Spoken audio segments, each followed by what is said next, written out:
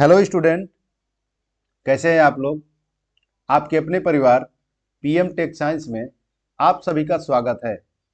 जैसा कि आप लोग जानते हैं कि यूपीपीसीएल टीजीटी का एग्ज़ाम बहुत ही नज़दीक आ गया है।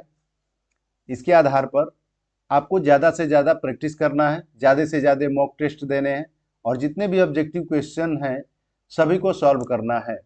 जितने भी आपके प्रीवियस ईयर के क्वेश्चन हैं सबको सॉल्व करके एक उसका फाइल तैयार कर लीजिए कि किस चैप्टर से कितना कितना क्वेश्चन किससे आया है। ये हमारा आज का जो टॉपिक है ये 19 मार्च 2021 में सेकेंड शिफ्ट का ये पेपर है। तो आइए हम लोग सॉल्व करते हैं। और अगर आप चैनल पर नए हो तो चैनल को सब्सक्राइब कर लें, लाइक और शेयर करना ना भूलें। तो आइए हम लोग स्टार्ट करते हैं। पहला क्वेश्चन दिया है कि चुंबकीय अभिवाह के सृजन का विरोध करता है, मतलब मैग्नेटिक मैग्नेटिक में जो विरोध उत्पन्न करता है, जैसे इलेक्ट्रिक में क्या होता है विरोध करने के लिए प्रतिरोध, उसी प्रकार मैग्नेट में क्या होता है रिलक्टेंस। क्या होता है रिलक्टेंस। रिलक्टेंस क्या करता है विरोध करता है। अगला क्वेश्चन दिया है कि 60 हर्ट्ज आवृत्ति वाले किसी तंत्र का आवर्तकाल क्या होगा। तो यहाँ पर फार्मूला होता है T बराबर 1/f या आप F बराबर 1/t। आवृत्ति एक सेकंड में किए गए चक्रों की संख्या को आवृत्ति कहते हैं। तो यहाँ पर क्या आपसे पूछ रहा है आवर्तकाल। आवर्तकाल यानी टाइम पीरियड ज्ञात करना है। तो T बराबर कितना हो जाएगा 1 अपान में फ्रीक्वेंसी का मान कितना दिया है 60। ठीक है, जब इसको डिवाइड करेंगे तो इसका मात्रक किस में आएगा सेकंड में आएगा और एक में 60 से भाग देंगे तो 17 मिली सेकेंड आएगा। सेकेंड में आएगा, उसको मिली में क्या करेंगे हम लोग बदल देंगे। ठीक है, मिली में बदल देंगे इसको आपका। तो ये आपका मतलब डिवाइड करेंगे इसमें तो आपका एक अंक नीचे कितना है 1 0, तो एक अंक पे मान लीजिए दशमलव लगा देते हैं। डिवाइड करेंगे इसका मान आएगा 0.0166 आएगा समथिंग। मिली में बदलेंगे और यहाँ पर निकटतम मान सार्थक मान के हिसाब से ले लेते हैं। तो यहाँ पर 16 के स्थान पर क्या आ जाएगा 17। मिली में बदलेंगे 10 का पावर -3, 3 अंक यहाँ से दशमलव हटा देंगे कितना हो जाएगा 17। ठीक है, आपको एग्जाम में इतना सब नहीं सोचना है, डायरेक्ट फार्मूला रखिए, डिवाइड करिए, जितना निकटतम मान आ रहा है उसे डिवाइड कर दीजिए। ठीक है, अगला क्वेश्चन उपकेंद्रों में बैटरी का कार्य क्या होता है। सब स्टेशन में बैटरी का क्या कार्य होता है। तो परिपथ को बंद करने की शक्ति। और देखिए जितने भी सब स्टेशन में बैटरी का ब्रेकर को ऑपरेट करने के लिए, क्योंकि वो डीसी पर ऑपरेट होते हैं तो उसके लिए भी जनरली उपयोग किया जाता है। अगला क्वेश्चन भंवर धारा हानि को कैसे रोका जा सकता है। भंवर धारा हानि को कैसे रोका जाता है पतले अस्तरण के द्वारा। ईडी करंट लॉस को रोकने के लिए आप लेमिनेट कर दिया जाता है। अगला क्वेश्चन ग्राही अशुद्धताएं। अशुद्धताएं क्या होता है कि देखिए आपका होता है डोपिंग, और डोपिंग को कहते हैं हम अशुद्धि अशुद्धि मिलाने की क्रिया। अशुद्धि मिलाने की क्रिया को डोपिंग कहा जाता है। अशुद्धि मिलाने की क्रिया को डोपिंग कहा जाता है या कहते हैं। दूसरा चीज अब यहां पर देखिए डोपिंग जैसे आपका हो गया सेमीकंडक्टर अर्धचालक, सेमीकंडक्टर सेमीकंडक्टर अर्धचालक। अब इसमें होता क्या है कि अर्धचालक सामान्य तापमान पर कुचालक की भांति व्यवहार करते हैं।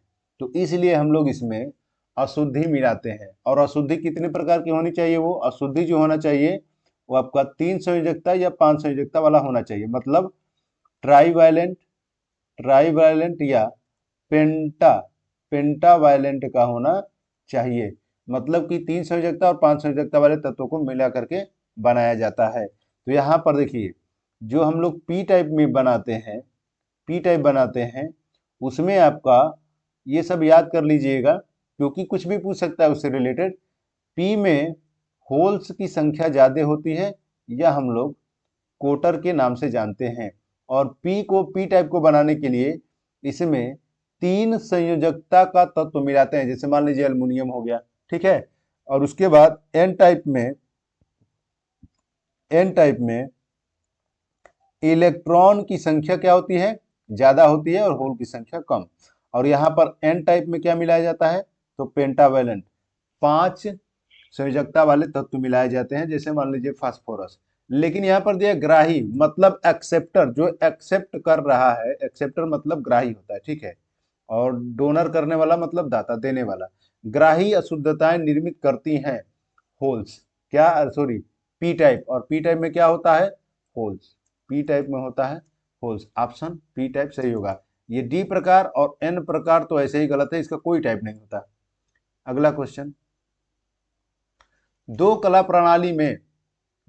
प्रणाली कला में वोल्टता कितना होता है, 90 डिग्री। कितना होता है, 90 डिग्री होता है। कितना होता है, डबल फेस में कितना होता है, 90 डिग्री। और थ्री फेस का होगा तो ये कितने पर होता है, 120 डिग्री। जब थ्री फेस का होगा तब, थ्री फेस का होगा तो कितना होगा, 120 डिग्री। और टू फेस का होगा तो कितना होगा, 90 डिग्री। अगला क्वेश्चन, कम दाबोच्च उच्चता वाले एक जल टरबाइन में होते हैं, देखिए टरबाइन होता है आपका 3 प्रकार का। एक होता है कपलान टरबाइन। दूसरा होता है फ्रांसिस फ्रांसिस टरबाइन। दूसरा होता है फ्रांसिस टरबाइन। और एक होता है पेल्टन पेल्टन टरबाइन। एक होता है पेल्टर टरबाइन। याद रखने का तरीका क्या है, पेल्टन टरबाइन जो यूज किया जाता है, आप जैसे क्रिकेटर का नाम जानते हैं केएल राहुल, तो के से कपलान और एल से लो, क्या होता है, एल से लो, कम दाब के लिए, मतलब लो मतलब निम्न दाब के लिए किया जाता है कपलान टरबाइन। तो इसके लिए क्या होगा, कम वाले के लिए क्या होगा, कपलान। फ्रांसिस टरबाइन क्या होता है, तो फ्रांसिस के लिए आप लोग जानते हैं एफएम रेडियो का नाम सुनते होंगे, एफएम रेडियो, एफ से क्या हो जाएगा फ्रांसिस, और एम से क्या हो जाएगा मीडियम। ये किसके लिए होता है, 3 टाइप का होता है। एक होता है लो पर कपलान टरबाइन यूज किया जाता है, मीडियम प्रेशर पर फ्रांसिस, और पेल्टन पीएच वैल्यू का नाम सुनेंगे, पी से पेल्टन, और इससे क्या होता है हाई प्रेशर। तो हाई के लिए क्या किया जाता है, पेल्टन, और लो के लिए क्या किया जाता है, कपलान, और मीडियम के लिए क्या किया जाता है, फ्रांसिस। ये याद कीजिए, केएल राहुल एफएम और पीएच से। ट्रिक है ये, अपने मन से जो आपको इजी लगे याद रखने के लिए यहाँ पर याद रखते हैं, ठीक है। लो के लिए क्या होता है, कपलान। मीडियम के लिए क्या होता है, फ्रांसिस। हाई के लिए क्या होता है, पेल्टन। ये पूछ सकता है, ठीक है। अगला क्वेश्चन यहाँ पर दिया है कि एक संधारित्र 0.04 mm का पट्टिका, ये क्या है, पट्टिका, पृथक्करण परावैद्युतांक, मतलब जैसे कोई कैपेसिटर है और ये दो प्लेटों के मध्य परावैद्युतांक भरा गया है। ये क्या है, माध्यम है। परावैद्युतांक कितना भरा गया है, ये परावैद्युतांक जो है मतलब प्लेटों के बीच की दूरी के हिसाब से कितना दिया है, ये आपका 0.04 mm पृथक्करण परावैद्युतांक से भरा हुआ है। यदि सामग्री की परावैद्युत सामर्थ्य, ये क्या है, परावैद्युत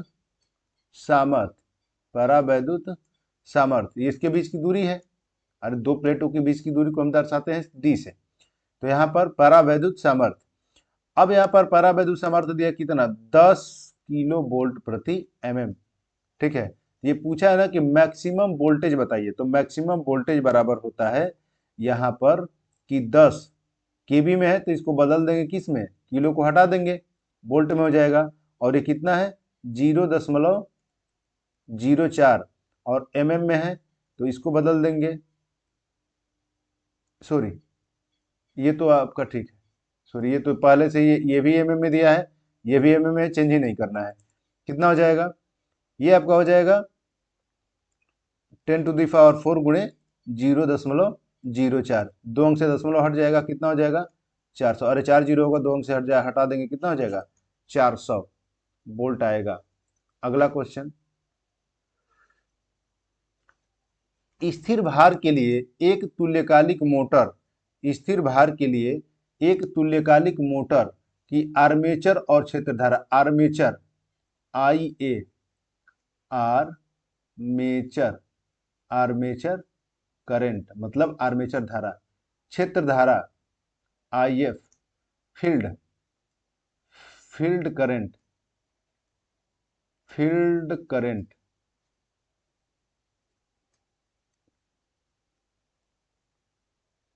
फील्ड करंट के बीच कैसा ग्राफ बनता है, कैसा ग्राफ बनता है? तो देख लीजिए यहाँ पर ये आपका होता है फील्ड करंट IF और ये होता है आपका IA आर्मेचर करंट। इसके बीच जो ग्राफ बनता है ये किस पे दिया है? स्थिर भार पर, ठीक है, स्थिर भार पर। तो आपका ये ग्राफ बनता है ऐसे कुछ, ठीक है, थोड़ा गड़बड़ बन रहा है यहाँ पर, ठीक है। अब यहाँ पर होता है जब पावर फैक्टर होता है 0.8 से लैगिंग, लैगिंग, और इधर क्या होता है कि पावर फैक्टर जो होता है वो 0.8 लीडिंग, लीडिंग और लैगिंग समझते होंगे, ठीक है। लीडिंग, लैग मतलब होता है पश्चगामी और लीड मतलब होता है अग्रगामी, और ये पावर फैक्टर जो होता है वो 0 से लेकर के 1 के बीच में होता है। तो यहाँ पर ये कैसा ग्राफ बनता है आपका? तो वी चक्र, कैसा? वी वक्र टाइप का, ये ऐसे वी वक्र टाइप का बनता है, ठीक है। तो कौन सा सही होगा? Option number 4। अगला क्वेश्चन, निम्नलिखित में से कौन सा एक जल विद्युत केंद्र नहीं है? देखिए जल विद्युत केंद्र ने तारापुर, इसलिए यहाँ पर आपका तारापुर न्यूक्लियर पावर प्लांट चलता है। क्या चलता है? न्यूक्लियर पावर प्लांट, ठीक है, न्यूक्लियर पावर प्लांट। यहाँ पर हाइड्रो पावर प्लांट नहीं है। जल विद्युत संयंत्र का मतलब होता है कि जहाँ पर पानी के द्वारा बिजली बनाया जाता है। यहाँ पर देखिए यदि ज्ञात तरंग की अवधि, मतलब आपका टाइम दिया है, टाइम पीरियड कितना दिया है? 1/2 मिली सेकेंड। तो इसको हम लोग बदल देंगे मिली से, तो 1/2 × 10⁻³ कितने सेकेंड। कह रहा है कि आवृत्ति का मान बताए, तो एफ बराबर कितना हो जाएगा? 1 में सॉरी एफ बराबर कितना हो जाएगा? 1/2, ये 1/t फार्मूला होता है। यहाँ पर मान रखेंगे तो 1 में टी का मान कितना है? 1/2 × 10 का पावर कितना हो जाएगा? -3। ये व्युत्क्रम हो जाएगा तो 2/1 × 10 का पावर -3 ऊपर चला जाएगा, कितना हो जाएगा? 10 का पावर 3। तो यहाँ पर 2000 हर्ट्ज कितना होगा? 2000 हर्ट्ज होगा। ऑप्शन नंबर 4 सही होगा। अगला क्वेश्चन, परिपथ वियोजक सर्किट ब्रेकर, परिपथ वियोजक क्या होगा? सर्किट ब्रेकर, सर्किट ब्रेकर सामान्य रूप से निम्न में से किस दोष पर निर्धारित होते हैं? किस दोष पर निर्धारित होते हैं? तो सिमेट्रिकल, किस पर? सममित पर, याद रखिएगा इसको, किस पर होता है? सममित पर। अगला क्वेश्चन, एक इंडक्शन मोटर में वायु अंतराल शक्ति और यांत्रिक विकसित शक्ति क्रमशः 20 किलोवाट और 6 किलोवाट है, तो घूर्णक ओमीय ऑन रोटर का मान बताइए। किसका मान बताना है? घूर्णन ओमीय, ओमिक लॉसेस का मान बताना है। देखिए वायु अंतराल मतलब एयर गैप, ये किसका मान दिया है? जो ये तो पावर का मात्रक होता है, एयर गैप, गैप में यानी जी का मान कितना दिया है? पीजी, पीजी का मतलब होता है पावर, और किसके लिए? गैप के लिए। मैकेनिकल, यहाँ पर क्या है? मैकेनिकल, तो मैकेनिकल यांत्रिक शक्ति विकसित कर रहा है, तो इसको हम मान लेते हैं पीएम से कितना दिया है? 6 किलोवाट, ठीक है। तो आपसे कह रहा है कि घूर्णीय शक्ति ओमिक मतलब होने वाले पीसी, मतलब पीसी का मान ज्ञात करना है। इसका सूत्र होता है कि पीजी माइनस पीसी बराबर पीएम, मतलब मैकेनिकल जो होता है वो एयर गैप और यांत्रिक ये रोटर ओमिक लॉस का क्या होता है? अंतर के बराबर होता है। तो पीजी का मान कितना रखेंगे? यहाँ से पीजी का मान हो जाएगा 20 और पीसी का मान ज्ञात करना है, और पीएम का मान कितना हो जाएगा? 6। तो 20 और इसको पक्षांतर करेंगे 6 बराबर कितना हो जाएगा? पीसी। तो यहाँ पर मान आएगा 20 में से 6 घट जाएगा, कितना हो जाएगा? 14, और किलो वाट में यूनिट दिया है तो कितना हो जाएगा? 14 किलो वाट। किस में हो जाएगा जी? 14 किलो वाट, ठीक है। कोई भी अगर आपको समस्या हो तो आप कमेंट बॉक्स में कमेंट करके जरूर बताएं। क्वेश्चन का नंबर टाइप करें कि किस क्वेश्चन में आपको प्रॉब्लम है। ठीक है, वीडियो को ज़्यादा से ज़्यादा शेयर करें ताकि और लोगों के लिए भी बेनिफिट हो। अगला क्वेश्चन, किसी परिणामित का प्रेरणिक प्रतिघात किस प्राचल पर निर्भर करता है? ट्रांसफार्मर। परिणामित मतलब क्या होता है? ट्रांसफार्मर। प्रेरणिक प्रतिघात, प्रेरणिक प्रतिघात यानी इंडक्टिव, इंग्लिश में क्या कहते हैं?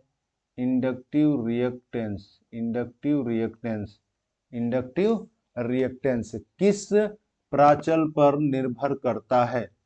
तो क्षरण अभिवाह पर। किस पर? लीकेज, क्षरण अभिवाह पर निर्भर करता है। अगला क्वेश्चन, निम्नलिखित में से किस मशीन के लिए घूर्णी चुंबकीय क्षेत्र अवधारणा अच्छी है? तो देखिए, घूर्णी चुंबकीय क्षेत्र का मतलब होता है rotating, rotating magnetic, rotating magnetic field. English में इसको क्या बोलते हैं? Rotating magnetic field. किसके लिए अच्छा होता है? ये तो ऐसे ही गलत हो जाएगा क्योंकि ट्रांसफार्मर के अंदर कोई रोटेशनल पार्ट होता ही नहीं है। ठीक है, प्राइमरी और सेकेंडरी के बीच कोई सापेक्षिक गति नहीं होता है। आपका प्रत्यावर्ती भी होता है, डीसी मोटर भी रोटेट करता है, लेकिन इन दोनों की तुलना में, इन तीनों की तुलना में ये तो आपका ऐसे ही गलत हो जाएगा, इसमें तो कुछ रोटेट करने वाला पार्ट नहीं, बल्कि मोटर में होता है, अल्टरनेटर में होता है। लेकिन सबसे सुटेबल क्या होगा यहाँ पर? इंडक्शन मोटर होता है, इंडक्शन मोटर होता है। अगला क्वेश्चन, 3 फेज कला मोटर में के गतिहीन अवस्था होने पर सर्पण का मतलब होता है स्लिप। किससे व्यक्त करते हैं इसको? एस से। का मान मान क्या होगा? यहाँ पर दिया है, एक कब होता है? देखिए, स्लिप का फार्मूला होता है NS माइनस NR अपान में NS। गतिहीन अवस्था का मतलब होता है, NS को कहते हैं तुल्यकालिक गति। क्या कहते हैं? तुल्यकालिक गति। और NR को कहा जाता है रोटर की गति। क्या कहते हैं? रोटर की गति। गतिहीन अवस्था का मतलब है, इसको बोला जाता है इंग्लिश में stand steel condition. Stand steel condition का मतलब क्या होता है कि जब मोटर रुका, स्टैंड मतलब खड़ा, जब मोटर का रोटर रुका हुआ हो। जैसे मान लीजिए कि ये मोटर हो गया, अरे सॉरी, मोटर का ये स्टेटर हो गया और इसमें रोटेटर। एक तो स्टेटर का फ्लक्स होगा, मान लीजिए तुल्यकालिक गति, और ये NR रोटर का स्पीड होगा। ये तब के लिए है जब NR मतलब रोटर चल ना रहा हो, क्या हो? रोटर स्थिर हो, तो NR का मान क्या होगा? 0। तो उस कंडीशन में NS माइनस NR के स्थान पे 0 NS, तो NS बटा में क्या हो जाएगा? NS से NS कैंसिल हो जाएगा, तो स्लिप का मान कितना होगा? 1। ये बहुत इंपॉर्टेंट है, याद रखिएगा। ठीक है, अगला क्वेश्चन, 600 माइक्रोवेबर का चुंबकीय अभिवाह 1500 वर्तनों वाली कुंडली के माध्यम से कार्य करता है और 0.5 सेकेंड से उत्क्रमित होता है। तो प्रेरित विद्युत वाहक बल का औसत मान कितना होगा? प्रेरित विद्युत वाहक बल का औसत मान कितना होगा? ठीक है, तो यहाँ पर फार्मूला होता है ये में बराबर E बराबर N into d phi by d t. लेकिन यहाँ पर जो फ्लक्स का मान दिया है, यहाँ पर कितना दिया है? 600 माइक्रोवेबर। कितना दिया है? 600 माइक्रोवेबर। लेकिन यहाँ पर एक शर्त है, देखिए, और ये 1500 क्या है? 1500 टर्नों की संख्या है। एन का मान कितना दिया है? 1500 टर्नों की संख्या। समय कितना दिया है? यानी समय यहाँ पर आपको कितना दिया है? 0.5 सेकेंड। कितना दिया है? 0.5। अब यहाँ पर देखिए क्या करना है आपको। सबसे पहले तो यहाँ पर परिवर्तन होता है ना, ये डी क्या है? डी फाई क्या है? फ्लक्स परिवर्तन है, और ये डी टी क्या है? समय परिवर्तन। मतलब अगर फ्लक्स में परिवर्तन होगा तो उसके साथ कुछ ना कुछ समय लगेगा। तो यहाँ पर देखिए 600 माइक्रोवेबर का चुंबकीय अभिवाह इतने कुंडली माध्यम से कार्यरत है। इसका मतलब कि एक तरह का ये डिफरेंस है, यानी आप देखेंगे तो इन दोनों में डिफरेंस कितने का होगा? 600 माइक्रोवेबर का, 600 माइक्रोवेबर का। और ये दोनों मिलकर के कितना हो जाएंगे? माइनस माइनस प्लस, ये 1200 माइक्रोवेबर होगा। और 1 माइक्रो बराबर होता है 10⁻⁻6 क्या होगा ये वेबर। ठीक है, अब इस फार्मूले में हम लोग क्या करेंगे, मान रखेंगे ई का मान ज्ञात करना है, एन का मान कितना है 1500, एन का मान दिया है 1500, इसके बाद गुणे 1200, 1200 गुणे 10⁻⁻6, क्योंकि ये डी मतलब परिवर्तन, फ्लक्स का परिवर्तन, डी टी 0.5, डी टी का मान कितना है 0.5, इसको सॉल्व करेंगे ये कट जाएगा, यहाँ पर हो जाएगा 15 गुणे 12 गुणे 10⁻⁻ कितना बच जाएगा 2, क्योंकि 4 जीरो कैंसिल हो जाएगा।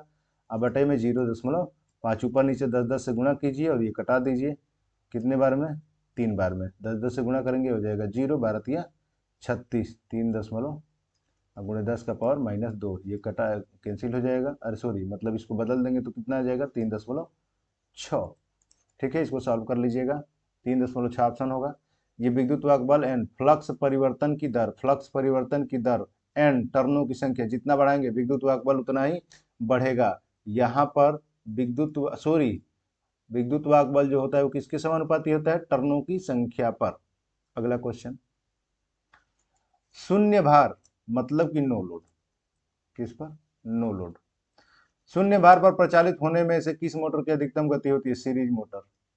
वेरी डेंजरस, वेरी डेंजरस, इसको बिना लोड के कभी चलाया नहीं जा सकता, क्यों, क्योंकि इसकी स्पीड बहुत ही अधिकतम होती है, क्षतिग्रस्त, बहुत ही हाई स्पीड से ये चलता है, इसलिए इसको हमेशा लोड पर चलाया जाता है, इसको बिना लोड का नहीं चलाया जाता। अगला क्वेश्चन, यदि डीसी मोटरों में कार्बन ब्रशों का संपर्क प्रतिरोध अधिक हो तो, संपर्क प्रतिरोध अधिक हो तो स्फुलिंग को सीमित किया जा सकता है, स्फुलिंग को सीमित किया जा सकता है।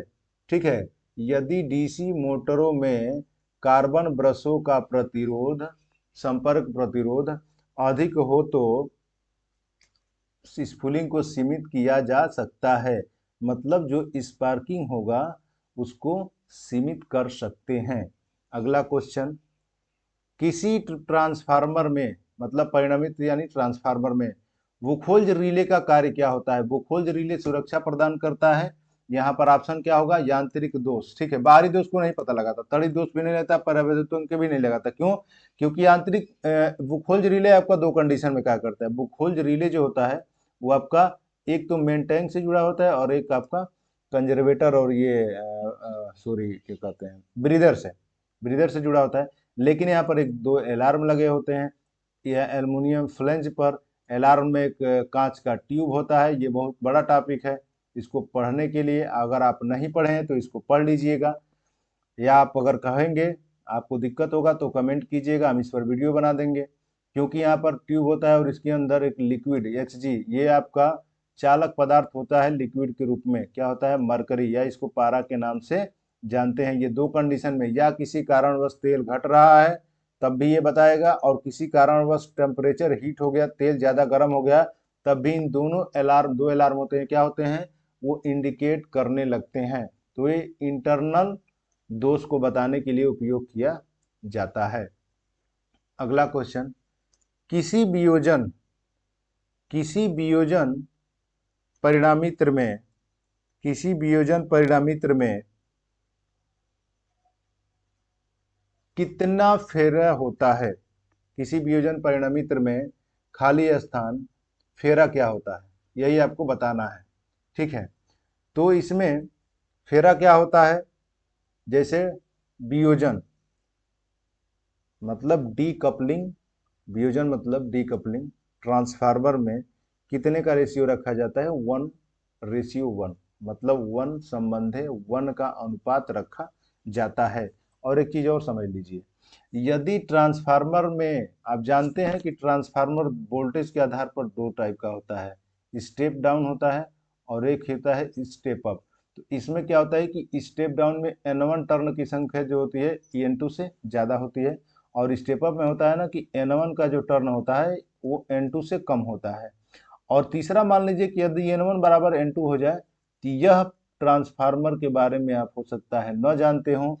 इनका इम्पीडेंस मैचिंग कराने में ऐसे ट्रांसफार्मर का उपयोग करते हैं, और वह ट्रांसफार्मर भी इसमें प्राइमरी और सेकेंडरी दोनों की संख्या, टर्नों की संख्या क्या बराबर हो, और इस ट्रांसफार्मर को 1:1 ट्रांसफार्मर के नाम से जानते हैं। यहां पर दिया है कि 4 एम्पियर की धारा वाला एक 3 ओम का प्रतिरोध की शक्ति अवक्षय करेगा। P बराबर क्या होता है I² R। I का मान कितना दिया है 4 एम्पियर, गुणे R का मान कितना है 3 ओम, तो 16 × 3 बराबर 16 या 48, और पावर का मतलब क्या होगा वाट, कितना हो जाएगा 48 वाट। निम्नलिखित में से किस वोल्टता स्रोत के संदर्भ में के रूप में कार्य किया जाता है। जीनर डायोड एक से कई सौ वोल्ट पर कार्य करने के लिए उपयोग किया जाता है, और जीनर डायोड का सिंबल होता है ये, जीनर डायोड का ये क्या होता है सिंबल होता है। और जीनर डायोड रिवर्स बाइस में कार्य करता है। रिवर्स बाइस यानी पश्च अभिनति, हिंदी क्या होगा इसका, पश्च अभिनति में कार्य करता है। रिवर्स बाइस में कार्य करता है, पश्च अभिनति में कार्य करता है। हिंदी इंग्लिश दोनों याद रखिए, विशेष करके TG2 एग्जाम के लिए, क्योंकि वो ITI लेवल पे होता है तो ज्यादा इंग्लिश वैसे नहीं पूछता है, लेकिन कुछ वर्ड होते हैं जिनको हिंदी रूप में ही इंग्लिश को लिख देता है, ठीक है। तो यहाँ पर रिवर्स बाइस में कार्य करता है। अगला question, the unit of brightness is, मतलब मात्रक क्या होता है ब्राइटनेस का, लैम्बर्ट। क्या होता है लैम्बर्ट, लैम्बर्ट मात्रक होता है लैम्बर्ट। अगला क्वेश्चन, एक प्रत्यावर्ती में प्रति ध्रुव n खांचे, n स्लॉट है, और प्रत्येक कुंडली का 8 त्वारक पर विसरित होती है, तो त्वारक गुणांक क्या होगा 0.985, क्योंकि यहाँ पर सूत्र होता है Kp बराबर cos α/2। इसको डिटेल में पढ़ लीजिएगा, क्योंकि जो स्लॉट ध्रुव है वो कितने हैं 9 से लेकर के 8 तक है। मतलब कि कुंडली को एक स्लॉट से शॉर्ट पिच किया जाता है, तो जो कोण अल्फा बराबर क्या होता है क्यू गामा। तो यहाँ पर शॉर्ट पिच वाले जो स्लॉट की संख्या होगी वो 1 होगी, और यहाँ पर उसके हिसाब से 1 होगी। अब यहाँ पर जो विद्युत कोण जो होता है, जो देखिए गामा आपका कोणीय अवधि या प्रत्येक स्लॉट में तय की गई दूरी है, ठीक। तो पोल द्वारा जो कवर किया गया जो कोण होता है वो पाई के बराबर हम लोग मानते हैं। यहाँ पर गामा बराबर होता है π/9, ठीक है, गामा बराबर होता है π/9। तो अब इसके हिसाब से जो हम लोग अल्फा का मान निकालते हैं, या पढ़े होंगे या नहीं पढ़े होंगे तो इसके एक बार रिवीजन कर लीजिएगा, क्योंकि हो सकता है ये टॉपिक ना समझ में आ रहा हो। तो यहाँ पर Kp मतलब जो होता है पीस फैक्टर, P मतलब पीस के फैक्टर, P फैक्टर से व्यक्त करते हैं, और इसका मान निकालते हैं तो आता है 20 डिग्री, और 20 डिग्री का मान रखेंगे यहाँ पर, तो 20/2, और इसका मान हो जाएगा cos 10, और cos 10 का मान होता है 0.985। और एक चीज और, अगर आपका मान इससे 1 से ज्यादा आ रहा है तो गलत है, हमेशा क्या होगा वो 0 से लेकर के 1 के बीच में आएगा, ठीक है। अगला क्वेश्चन, एक अर्धचालक चालक डोपित होता है तो अशुद्धि, देखिए सामान्य तापमान पर जो आपका अर्धचालक है वो कैसा व्यवहार करता है कुचालक की बात। जैसे मान लीजिए सिलिकॉन है या जर्मेनियम है या गैलियम है या आर्सेनाइड है, ठीक है, ये सब अर्धचालक है। लेकिन इसमें क्या होता है कि अर्धचालक जो होता है सामान्य तापमान पर कुचालक की भांति व्यवहार करता है। तो जब इसमें कोई 3 संयोजकता और 5 संयोजकता, जब कोई इसमें अशुद्धि मिलाई जाती है तो इसकी चालकता बढ़ जाती है, और इसको प्रयोग में लाने के लिए ही अशुद्धि मिलाते हैं, ठीक है। अगला क्वेश्चन, जिंक सिलिकेट द्वारा उत्पादित फ्लोरोसेंट का रंग होता है हरा। याद रखना ये आपका इल्यूमिनेशन का क्वेश्चन है, इल्यूमिनेशन प्रदीप्ति, इल्यूमिनेशन चैप्टर का है। इल्यूमिनेशन को आप पढ़ लीजिएगा, यूनिट देख लीजिएगा, ज्योति तीव्रता, लक्स, ल्यूमेन, जो भी हो आप यूनिट पूरा रिवीजन कर लीजिए। फ्लोरोसेंट होगा, लैंप होगा, जितने भी उसमें हैं, किसमें क्या गैस भरी जाती है, इसको एक बार रिवीजन कर लीजिएगा, ठीक है। और चैनल को सब्सक्राइब करना न भूलें, वीडियो को ज़्यादा से ज़्यादा शेयर कर दीजिए, ताकि और भी लोगों को पढ़ने के लिए आसानी हो जाएगा। अगला क्वेश्चन देखते हैं। घरेलू प्रतिष्ठानों में निम्नलिखित में किस परिपथ वियोजक का उपयोग किया जाता है? एमसीबी। किसका? ये तो आपका सब स्टेशन वगैरह में किया जाता है। किसका होता है? एमसीबी। अगर मान लीजिए फुल फॉर्म पूछ देता है तो क्या होता है? मिनी। एमसीबी का होता है miniature miniature circuit miniature circuit breaker miniature circuit breaker. और ईएलसीबी का पूछ देगा तो क्या होगा? Earth earth leakage earth leakage circuit breaker, याद रखिएगा। अगला क्वेश्चन। एक चाप शक्ति गुणक होता है, एक पावर फैक्टर होता है। फेज एंगल का कोसाइन पावर फैक्टर कहलाता है और इसका क्या होता है? एक शक्ति गुणक। किस स्थिति में होता है? जब लोड क्या हो? लोड आपका प्योर रजिस्टिव होता है, ठीक है, तो एक होगा। ये शून्य अग्रगामी कब होगा? जब प्योर कैपेसिटी हो। क्या होता है? प्योर कैपेसिटी हो तब। और शून्य पश्चिगामी क्या होगा? जब प्योर इंडक्टिव होगा। क्या होगा? Pure inductive. अगला क्वेश्चन दिया है कि दो बैटरियां हैं E1 जिनका E1 E2 जिनका विद्युत वाहक बल EMF 6 वोल्ट और 2 वोल्ट है तथा आंतरिक प्रतिरोध इनके क्रम से 2 ओम तथा 3 ओम है। 5 ओम का प्रतिरोध इनके साथ समांतर में जुड़ी है। तो बैटरी की टर्मिनल वोल्टेज ज्ञात कीजिए। देखिए इसको, यहाँ पर 1 वोल्ट है, कितने ओम का है? ये 6 वोल्ट का है। E1 कितने का है? 6 का, ठीक है। यहाँ पर कह रहा है कि इसके साथ जो वोल्ट कितने ओम का है? 2 ओम का। इंटरनल रेजिस्टेंस ये कितने का है? 2 ओम का। और एक और बैटरी जुड़ा हुआ है, इसका भी इंटरनल रेजिस्टेंस कितना दिया है? 3 ओम का। और ये कितने का है? 2 वोल्ट का। ये आपका E1 का मान है और ये आपका E2 का मान है, ठीक है। ये आपका R1 है इंटरनल रेजिस्टेंस और ये क्या है? R2। इसके साथ कह रहा है कि एक प्रतिरोध जुड़ा हुआ है समांतर में, यहाँ पर लिखा है। वो कितने ओम का है? यह प्रतिरोध है आपका 5 ओम का। कह रहा है कि बताइए कि बैटरी के टर्मिनल वोल्टेज कितनी होगी? बैटरी का क्या होगा? टर्मिनल वोल्टेज कितना होगा? यहाँ पर सारा मान दिया है, ठीक है। आप इसमें लगाएंगे केसीएल, किरचॉफ करंट लॉ, ठीक है। और किरचॉफ करंट लॉ होता है कि किसी भी जंक्शन पर मिलने वाली सभी धाराओं का बीजगणितीय योग शून्य के बराबर होता है। अब यहाँ पर देखिए, इसके लिए अगर हम लिखना चाहें तो ये E1 है, ये बड़ा वाला प्लस होता है, ये प्लस ये माइनस, ठीक है। यहाँ पर अगर हम मान लें कि इसका जो वोल्टेज है जो पूछा गया है वो T मान लेते हैं, VT या V मान लेते हैं।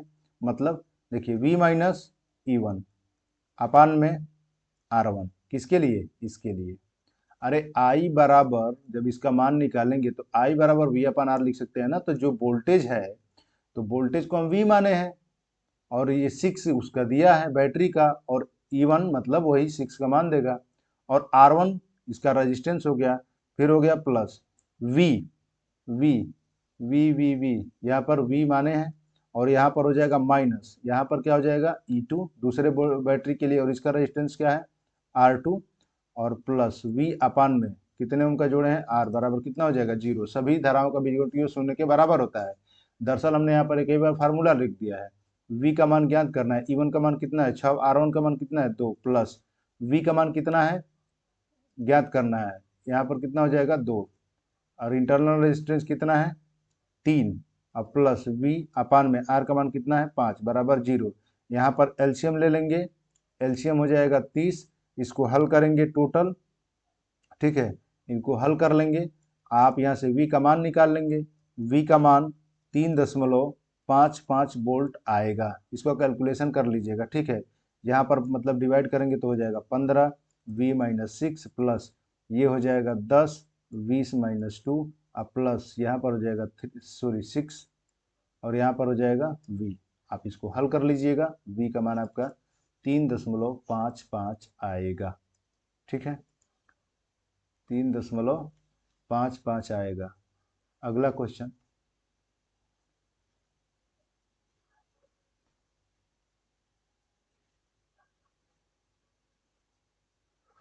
अगला क्वेश्चन, डीसी परिपथों में आवृत्ति होगी 0। डीसी में क्या होता है? आवृत्ति क्या होता है? 0। AC में क्या होता है, इंडियन का मानक फ्रीक्वेंसी है कितना, 50 हर्ट्ज, इसको याद रखना है। इसमें क्या होता है कि समय के साथ इसमें कोई परिमाणु दिशा नहीं बदलती है, इसमें समय के साथ परिमाणु दिशा दोनों बदलती हैं। अगला क्वेश्चन, किसी वितरण प्रणाली में उपयोग किया जाने वाला बूस्टर क्या कर सकता है, वही मतलब वर्धक बढ़ाने वाला क्या कर सकता है, वोल्टतापात की प्रतिपूर्ति, जो वोल्टेज ड्रॉप होता है उसकी क्या करता है, पूर्ति करता है। अगला क्वेश्चन यहां पर दिया है कि एक 210 volt DC shunt motor 30 ampere धारा लेता है, 1200 आरपीएम पर चलता है। यदि आर्मेचर और शंट क्षेत्र प्रतिरोध 2.5 और 210 ओम हो तो शंट क्षेत्र धारा कितनी होगी। कहने का मतलब ये है आपका आर्मेचर और ये आपका हो गया फील्ड। ये पूछ रहा है कि शंट धारा कितनी होगी, मतलब ये आपका आरएसएस शंट प्रतिरोध, करंट जाएगा आईएसएच, इसमें करंट जाएगा आई आर्मेचर का और इसका प्रतिरोध हो जाएगा आरए। तो ये कह रहा है कि कितनी इसमें धारा प्रवाहित होगी। तो आप जानते हैं कि पैरेलल में वोल्टेज का बंटवारा नहीं होता है, पैरेलल में वोल्टेज का बंटवारा नहीं होगा। आई बराबर कितना हो जाएगा, वी अपान में, अरे आई एस एच निकालेंगे, ये हो जाएगा आर एस एच, वोल्टेज तो यही दे दिया जा रहा है ना, तो कितना हो जाएगा 210, आर का मान कितना है 210। अरे ये प्रतिरोध क्रमशः आर्मेचर का प्रतिरोध कितना है 2.5 और यहाँ पर दिया है शंट क्षेत्र का प्रतिरोध कितना है 210, 210 से 210 कैंसिल हो जाएगा, तो आईएसएच का मान कितना आएगा 1 एम्पियर। ऑप्शन नंबर पहला सही होगा। अगला क्वेश्चन यह है कि एक प्रेरणी मोटर की तुल्यकालिक गति 1500 आरपीएम है, 1500 आरपीएम है। यदि यह 1350 आरपीएम की गति पर चले तो स्लिप का मान क्या होगा, एस बराबर होता है एनएस माइनस एनआर अपान में क्या होता है एनएस।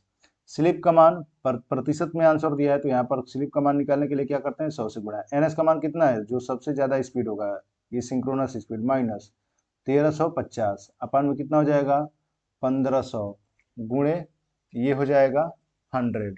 ठीक है, अब आप क्या करेंगे 1350 में सॉरी 1500 में आप माइनस करेंगे कितने का 1350 का।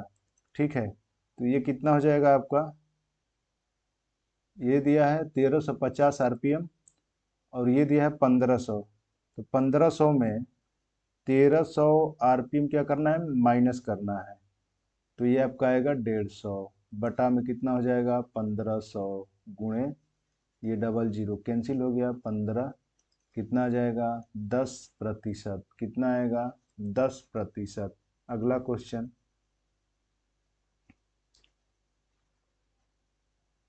एक बैटरी में 12.8 वोल्ट का विद्युत वाहक बल, 12.8 वोल्ट का विद्युत वाहक बल ईएमएफ 3.2 एम्पियर की धारा बैटरी द्वारा प्रति मिनट में कितने कूलाम विसर्जित करेगा। तो Q बराबर क्या होता है आई टी, Q बराबर क्या होगा आई टी, आई का मान कितना है 3.2 और यहाँ पर दिया है 5 गुणे कितना 5 मिनट में है, उसको सेकेंड में बदल देंगे। यहाँ पर कितना हो जाएगा 3.2 गुणे और 60 में 5 का गुणा करेंगे तो कितना हो जाएगा 300 और गुणा करेंगे तो इसमें 6 और 3 तिली के 9 दशमलव। ठीक है, सॉरी यहाँ पर कितना हो जाएगा 3 तिली के 9, 3 दूना के 6 और डबल जीरो और एक अंक पे क्या लग जाएगा दशमलव, कितना हो जाएगा 960 कूलाम। अब इसका मतलब होता है कूलाम, वोल्टेज से कोई लेना देना नहीं है। ठीक है, अगला क्वेश्चन एक कला इंडक्शन मतलब प्रेरण मोटर में कला लगा हुआ घूर्णन किस प्रकार का होता है, squirrel cage induction motor, squirrel cage rotor होता है। विद्युत शक्ति का एक गैर पारंपरिक स्रोत है भूतापीय ऊर्जा, इसको याद रखिएगा क्या होता है भूतापीय ऊर्जा, पारंपरिक स्रोत होता है और एक गैर पारंपरिक स्रोत होता है। ठीक है, ये सब। अगला क्वेश्चन निम्न वोल्टेज प्रणाली के लिए सामान्य रूप से पसंद किया जाने वाला संरक्षण क्या है, फ्यूज। क्या होता है फ्यूज, यह एक सुरक्षा उपकरण है जो मान लीजिए अगर पूछ देता है तो ये क्या होना चाहिए निम्न गलनांक का होना चाहिए। फ्यूज कैसा होना चाहिए निम्न गलनांक का, ताकि शॉर्ट सर्किट हो और आसानी से क्या हो जाए मेल्ट कर जाए। अगला क्वेश्चन, 0.5 आर्मेचर प्रतिरोध और 180 वोल्ट पश्च विद्युत वाहक बल ईएमएफ के 200 वोल्ट डीसी सीरीज मोटर द्वारा कर्षित धारा कितनी होगी? ठीक है, 200 वोल्ट डीसी सीरीज मोटर द्वारा कर्षित धारा कितनी होगी? तो यहाँ पर क्या दिया है, ये आपका देखिए 180 वोल्ट पश्च विद्युत वाहक बल। पश्च विद्युत वाहक बल का मतलब होता है ये बैक ईएमएफ। ठीक है, 180 वोल्ट पश्च मतलब ये आपका ईबी का मान कितना दिया है, 180 वोल्ट। ठीक है, प्रतिरोध आर्मेचर प्रतिरोध आर ए का मान कितना दिया है, 0.5 ओम। यहाँ पर दिया है कि वोल्ट सीरीज मोटर द्वारा कर्षित धारा कितनी होगी। ठीक है, क्या ज्ञात करना है आपको, आई का मान। तो आई बराबर क्या होता है, वी अपान में आर ए। वी अपान में क्या होगा, आर ए। ठीक है, तो आपको यहाँ पर क्या करना है कि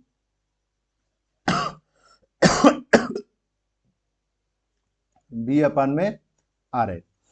तो यहाँ पर वोल्टेज कितना दिया है, 200, यहाँ पर कितना दिया है, 180।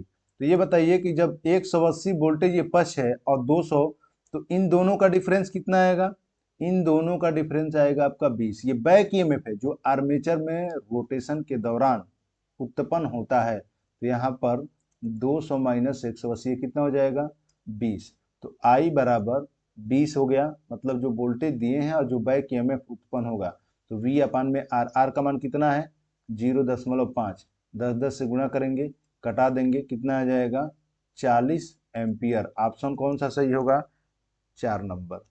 अगला क्वेश्चन, निम्नलिखित में से कौन सी गति नियंत्रक तकनीकी दोनों दिशाओं में डीसी शंट मोटर की गति को नियंत्रण के लिए सक्षम है? वार्ड लियोनार्ड विधि, इससे रिलेटेड पढ़ लीजिएगा, ये इंपॉर्टेंट है।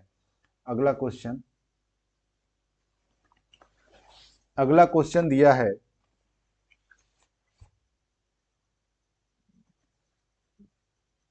वन सेकेंड, कुछ टेक्निकल इश्यू के कारण सिस्टम स्लो हो गया है। हाँ, केबल में अंतर कोश का क्या कार्य होता है? केबल में अंतर कोश का क्या कार्य होता है? केबल में अंतर कोश का क्या कार्य होता है? तो प्रतिबल वितरित करना। क्या होता है? प्रतिबल वितरित करना, प्रतिबल वितरित करना। अगला क्वेश्चन, प्रतिघाती शक्ति प्रतिकरण के लिए उपयोग किए जाने वाले संधारित्र का मान क्या होता है? देखिए, प्रतिघाती का मतलब होता है रिएक्टिव पावर, प्रतिघाती का मतलब रिएक्टिव पावर, और जो आपका कैपेसिटर होता है यानी संधारित्र जो होता है वो रिएक्टिव पावर जनरेट करता है, और इसका जो यूनिट होता है वो केवीएआर में होता है। किस में होता है? केवीएआर में। अगला क्वेश्चन यहां पर दिया है कि एक टोराइड कुंडली, टोराइड कुंडली किसे कहते हैं? जिसको स्पाइरल के रूप में किसी कुंडली को सर्किल के रूप में मोड़ दिया जाए। 33 सेंटीमीटर लंबा, 33 सेंटीमीटर लंबा, ठीक है, 33 सेंटीमीटर लंबा, चुंबकीय पथ और 650 एम्पियर प्रति मीटर का चुंबकीय क्षेत्र, चुंबकीय क्षेत्र सामर्थ्य है। तो कुंडली धारा 250 मिली एम्पियर हो, तो वर्तनों की संख्या मतलब टर्नों की आपको संख्या ज्ञात करना है। यहाँ पर फार्मूला होता है H बराबर N गुणे आई अपान में L। ठीक है, यहाँ पर फार्मूला होता है। H जो होता है वो चुंबकीय सामर्थ्य होता है, N जो होता है वो टर्नों की संख्या, नंबर ऑफ टर्न, I जो होता है वो करंट होता है, और L क्या होता है? लंबाई। यहाँ पर किसका किसका मान क्या ज्ञात करना है आपको? देखिए, टर्नों की संख्या दिया है, मतलब टर्नों की संख्या ऐसे निकालेंगे तो तिर्यक गुणा करेंगे तो हो जाएगा H गुणे L अपान में क्या हो जाएगा, I बराबर ये N का मान रखेंगे H का मान। H का मान कितना दिया है? सामर्थ्य कितना दिया है यहाँ पर? 650। कितना दिया है? 650 गुणे L का मान कितना दिया है? L का मान कितना है? 33 सेंटीमीटर। कितना दिया है? 33 सेंटीमीटर।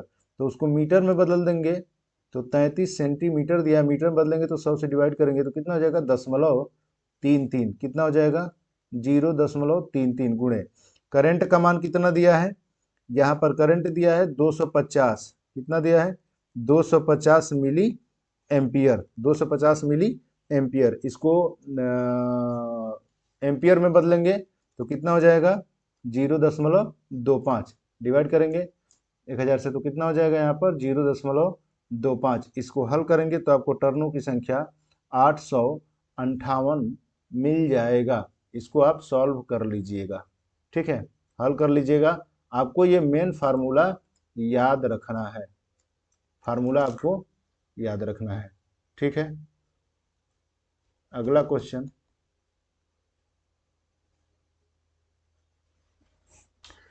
इंडक्शन जनित्र का सर्पण, सर्पण यानी स्लिप का मान, इंडक्शन जनित्र का सर्पण यानी स्लिप का मान होता है, क्या होता है। मान लीजिए कोई जनरेटर है तो जनरेटर के लिए स्लिप का मान क्या होगा, जनरेटर के लिए स्लिप का मान क्या होता है। तो यहां पर स्लिप का मान होता है S बराबर क्या होता है NS माइनस NR, और ये क्या हो जाएगा NS।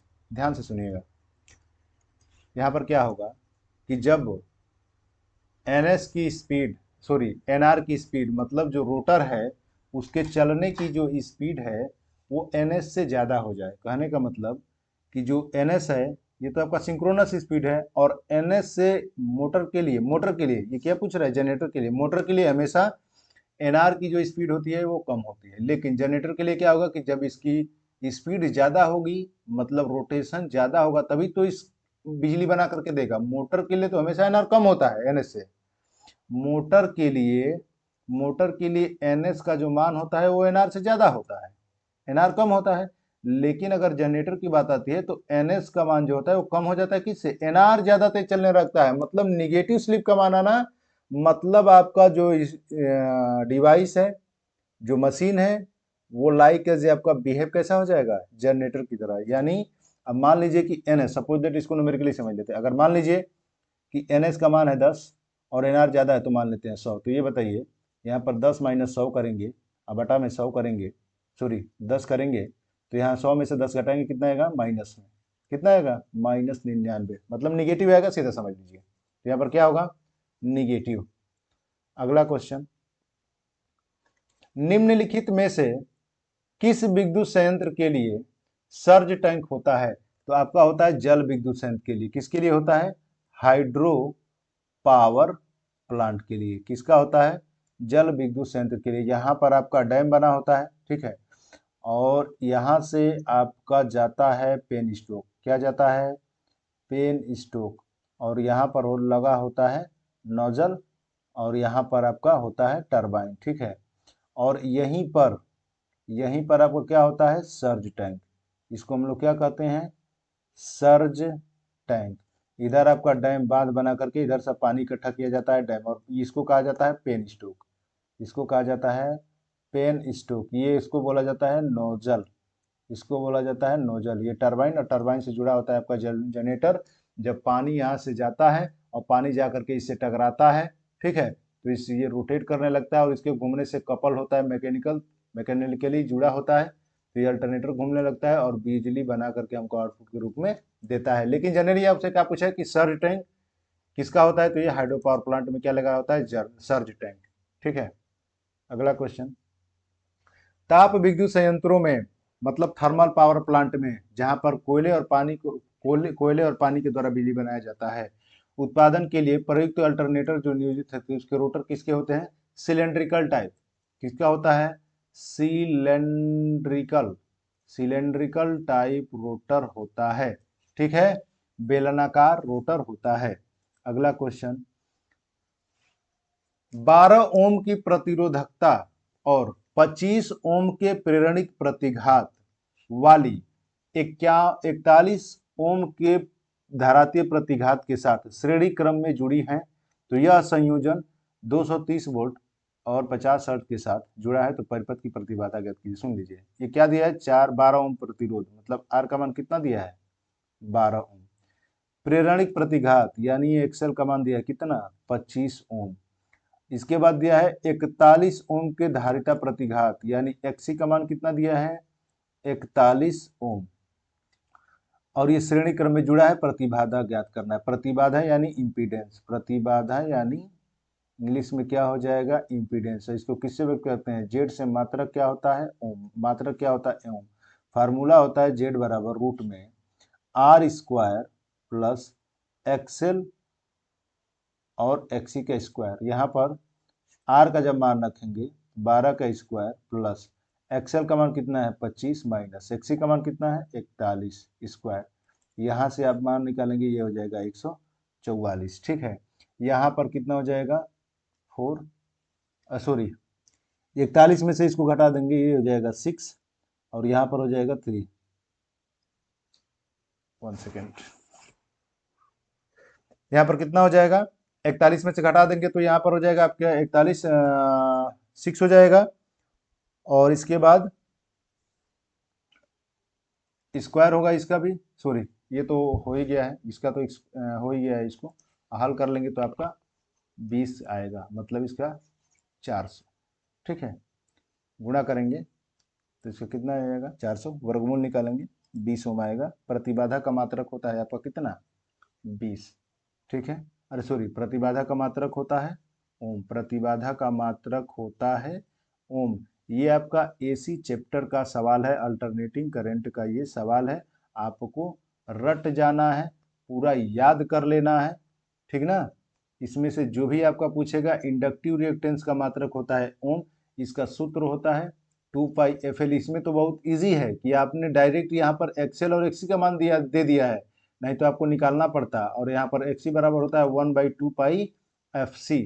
यहाँ पर ये भी पूछता है कि एक्सएल का मान किसके समानुपाती होता है, तो इंडक्टर के, और एक्सी किसके व्युत्क्रमानुपाती होता है, तो कैपेसिटर के। या कह देगा कि फ्रीक्वेंसी किसके लिए व्युत्क्रमानुपाती होता है, तो एक्सी के लिए। ठीक है, अगला क्वेश्चन यहाँ पर कह रहा है कि 50 केवीए परिणामित्र में 2% प्रतिघात और 2000 केवीए में इसका प्रतिघात कितना होगा, तो डायरेक्ट इसको निकाल लीजिए। मान लीजिए कि 500 पर कितना है 2% और तो 2000 पर कितना होगा पता ही नहीं है, तो यहाँ पर कितना हो जाएगा 500 बटा में 2000 बराबर 2 बटा में x।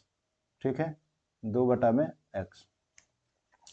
यहाँ से डबल जीरो कट जाएगा, 500 के 20, क्या हो जाएगा यहाँ पर 1/4 बराबर 2 बटा में x। ये तो परसेंटेज में है, गुणा करेंगे तो कितना हो जाएगा 4 दूना के, फिर ये गुणा करेंगे तो x परसेंटेज बराबर 4 दूना के 8%, कितना हो जाएगा 8%।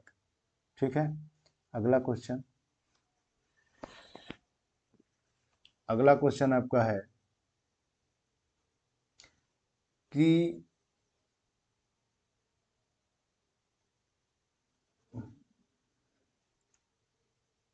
क्वेश्चन शो नहीं हो रहा है, वेट कीजिए।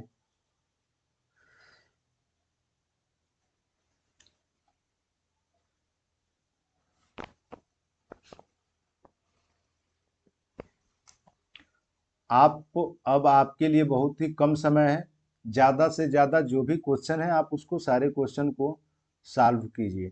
ठीक है, सारे क्वेश्चन को सॉल्व कीजिए, अधिक से अधिक क्वेश्चन को सॉल्व करना है। और जितने भी आपके ऑब्जेक्टिव हैं, जिस चैप्टर से रिलेटेड हैं, पूरा डिटेल बाय डिटेल पढ़ लेना है। बैटरी के क्वेश्चन पढ़ लेना है। ठीक है, बैटरी के क्वेश्चन भले ही इसमें कम आया हो, लेकिन आपको बैटरी का रिवीजन कर लेना है। ठीक, और आप चैनल को सब्सक्राइब करना ना भूलें, ज़्यादा से ज़्यादा वीडियो को शेयर कर दीजिए। चलिए, अगला क्वेश्चन दिया है कि जब कोई विद्युत आरेख जब कोई विद्युत परिपथ विव्रत परिपथ हो तो अधिकतम वोल्टेज होता है। विव्रत का मतलब होता है ओपन, क्या होता है ओपन। तो जब कोई ओपन सर्किट होता है तो वोल्टेज का मान क्या होता है मैक्सिमम। वोल्टेज का मान क्या होगा मैक्सिमम। प्रतिरोध इस कंडीशन में क्या होगा अनंत। इसका डिटेल पूरा एक चीज जानना है। अगर सर्किट ओपन है तो प्रतिरोध का मान क्या होगा, अनंत। करंट का मान क्या होगा, 0। वोल्टेज क्या होगा, मैक्सिमम। यदि वह परिपथ शॉर्ट है तो यहाँ पर आर का मान क्या होगा, 0। करंट का मान बहुत ज्यादा, करंट का मान क्या होगा, बहुत ज्यादा। तो इसके लिए वोल्टेज क्या होगा ओपन सर्किट में, अधिकतम। अगला क्वेश्चन, यदि 245 mm लंबे चालक पर 0.75 न्यूटन का बल और 640 एम्पीयर की धारा है तो अविभाग घनत्व का लगभग होगा। यहाँ पर फार्मूला होता है F बराबर IBL। यहाँ से जब B का मान निकालेंगे तो F अपान में I गुणे क्या हो जाएगा, L, और ये हो जाएगा B। B क्या है, B आपका घनत्व है, अविभाग घनत्व। ये है आपका F क्या है, न्यूटन, बल है। लंबाई है चालक की, लंबाई L, और I क्या है, धारा। यहाँ पर मान निकालेंगे, F का मान कितना हो जाएगा, 0.75। I का मान कितना दिया है, 640। तो 640 है तो इसको बदल देंगे किस में, मिली में, एम्पियर में है तो एम्पियर में बदल देंगे। और यहाँ पर 242 गुणे 10 का पावर -3, क्योंकि मिलीमीटर में है। इसको सॉल्व करेंगे तो आपका 4.84 टेस्ला आएगा। इसको क्या करिए, सॉल्व। ये 10 का पावर -6 हो जाएगा, ऊपर चला जाएगा तो +10 का पावर 6 हो जाएगा, ठीक है। इसके बाद इसको हल कर लीजिएगा, 4.84 आंसर आएगा। सल्फर हेक्साफ्लोराइड SF6 गैस का परावैद्युतांक डाइलेक्ट्रिक स्ट्रेंथ का मान होता है एयर के मान से 2.5 गुना। एयर के मान से कितना होता है, 2.5 गुना। अगला क्वेश्चन, फिर ये रिपीटेड फार्मूले पे क्वेश्चन आया है, ठीक है। रिपीटेड फार्मूले पर ही ये क्वेश्चन आया है। ये क्वेश्चन दिया है आपका कि एक संधारित्र की पट्टिकाएं 0.5 mm, क्या है, 0.5 mm, यहाँ पर 0.5 mm पट्टिकाएं पृथक्कृत है, ठीक है। सामर्थ्य कितना दिया है, 500 किलो वोल्ट प्रति एम। तो टर्मिनल वोल्टेज कितना होगा, टर्मिनल वोल्टेज कितना होगा। तो जस्ट अभी कुछ ही देर पहले हम लोग सवाल लगाए थे, V बराबर क्या हो जाएगा, सामर्थ्य कितना दिया है, 500 गुणे 10 का पावर, किलो में है, इसको बदल देंगे, ये क्या हो जाएगा, वोल्ट प्रति mm में। और ये दिया है 0 गुणे, ये कितना हो जाएगा, 0.15 गुणे कितना हो जाएगा, 10 का पावर -3। इसको भी बदलना पड़ेगा, ये 10 का पावर -3 +3 कट जाएगा, इसमें गुणा करेंगे, 500 गुणे 0.15 गुणा करेंगे, कितना हो जाएगा, ये हो जाएगा आपका 7500, 2 अंक पे दशमलव लगाएंगे, कितना हो जाएगा, 75 वोल्ट। कितना आएगा, 75 वोल्ट, ठीक है। तो आज के लिए बस इतना ही, क्योंकि वीडियो बहुत ज़्यादा लंबा हो जाएगा। और ठीक कल फिर आपका एक वीडियो अपलोड होगा।